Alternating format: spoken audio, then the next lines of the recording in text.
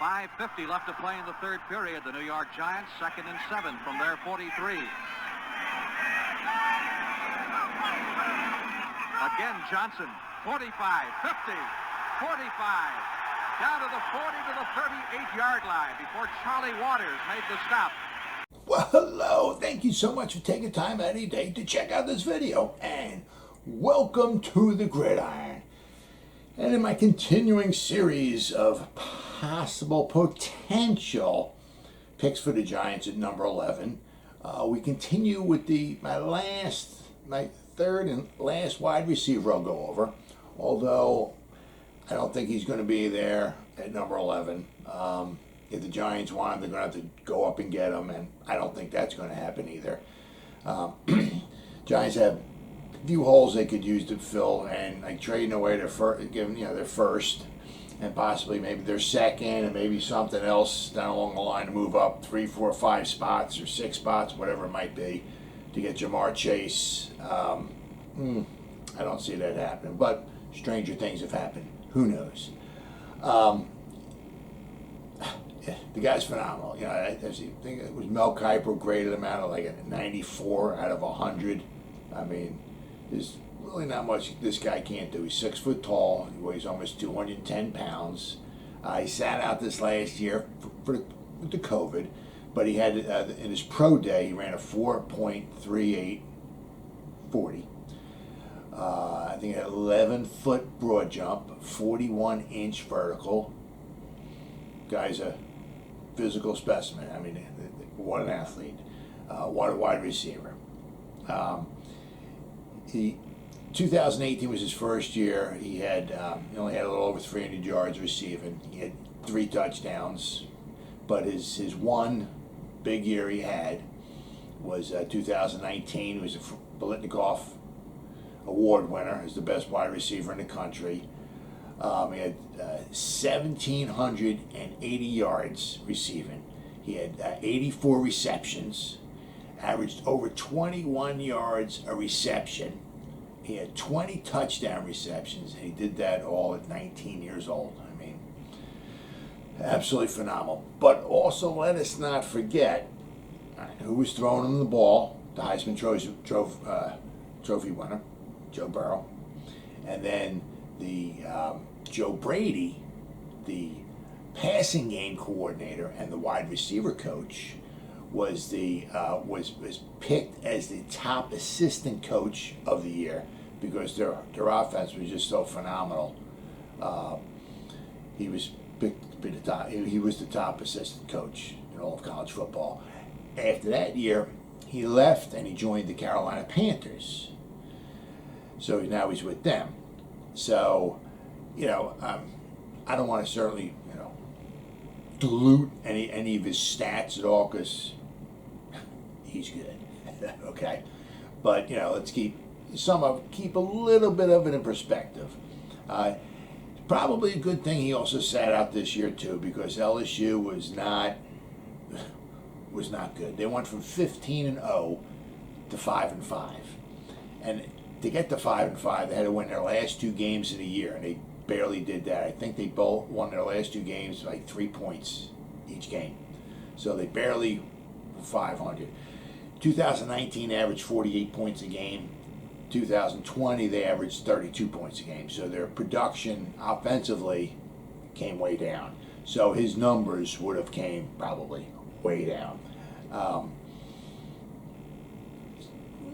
Probably wouldn't really hurt his stock much, but if you look at what Smith did, 117 receptions, 24 touchdowns. I mean, and then you compare what Jamar would have done this year. Looking at his numbers, would have been a big discrepancy. So his numbers would have came down quite a bit if he played this year. So it's probably a good thing he didn't play. But one thing I got to give him to him is that when I was looking at DeVonta Smith, as unbelievable a season as he had. I mean, no question. A lot of what they had to do is they had to get him, maneuver him, get him in motion and this and all to get him the ball, to get him into some space. And, he was magical. No question. This year he was the Heisman Trophy winner, without question. Phenomenal. But with Jamar, you just line him up and you just wind him up and just let him go. He played in the slot. He played outside. I was watching a lot of his film.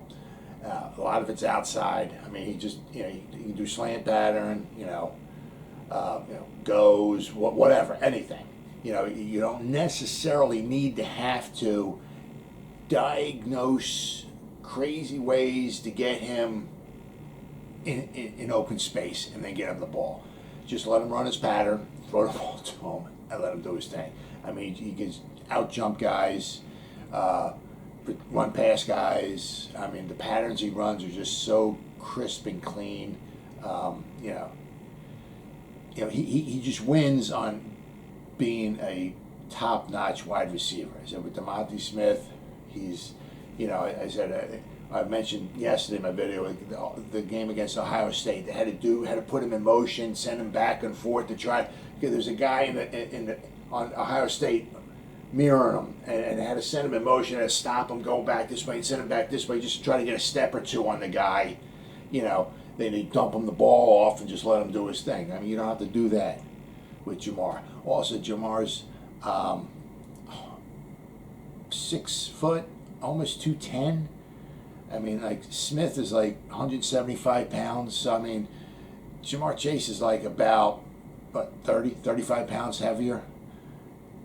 He can I don't know, take a licking, but I feel a little bit better about him going, out in the patterns and coming out alive than I do with Smith, because Smith is, as I said, he's not a thick-bodied dude. He's, 1 or 2 hits away from hurting.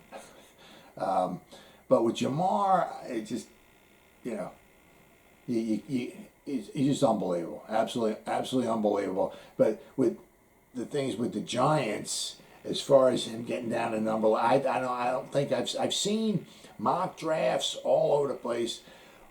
So many guys going to the Giants at number 11. Jamar, I've even seen Kyle Pitts going there.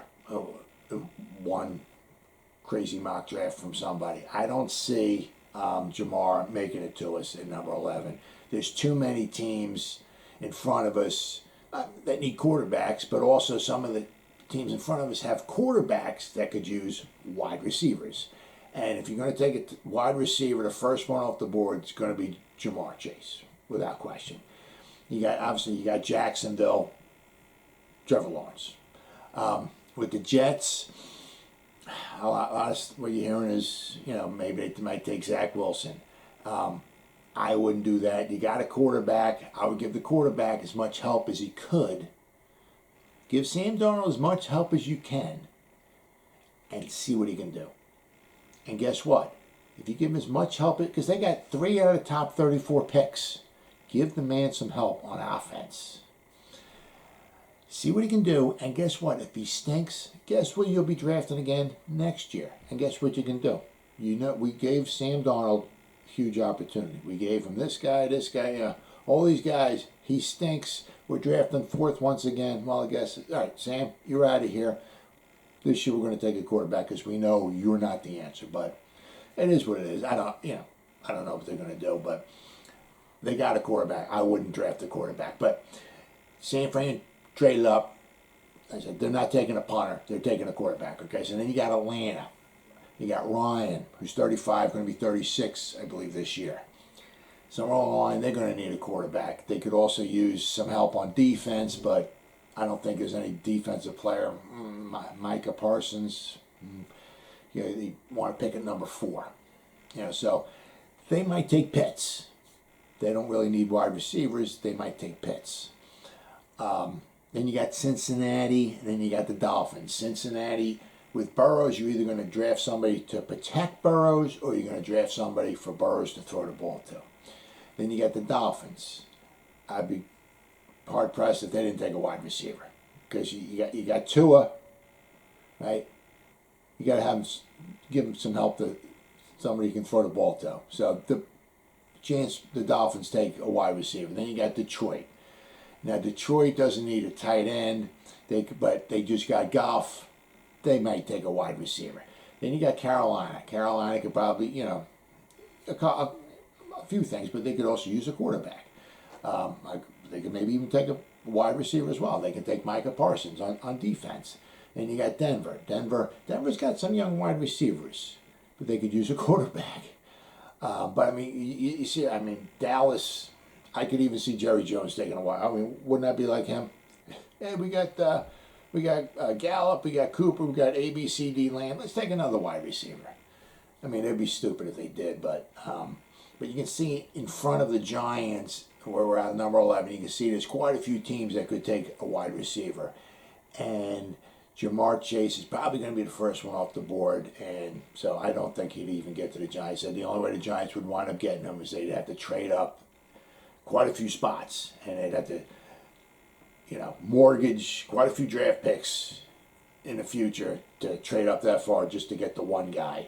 He would be a phenomenal guy. He would really help the offense, but we have other pressing needs. And plus, if we want to get a wide receiver, it's a deep wide receiver class. We can get a decent wide receiver in the second round, third round, fourth round. We can get somebody to help out, but I don't think there's any way he's getting to us. But if he did, I'll tell you what, it'd be, woo. Could you imagine having Jamar and then Kenny Golladay and then Evan Ingram, who wouldn't catch any passes, but he'd be wide open now. Sterling Shepard and Saquon Barkley. Wow, who would you cover? Be pretty special. But anyway, Jamar Chase, number one wide receiver, from my view anyway. He'll be the number one wide receiver off the board. He's not going to get to the Giants, but we can always hope and pray, huh? And then, tomorrow I'm going to start going over some of the offensive linemen that got a chance of getting to the Giants. Well, as always, guys, thank you so much for taking time out of your day to check out this video. You guys stay safe out there and go Giants. Whoa!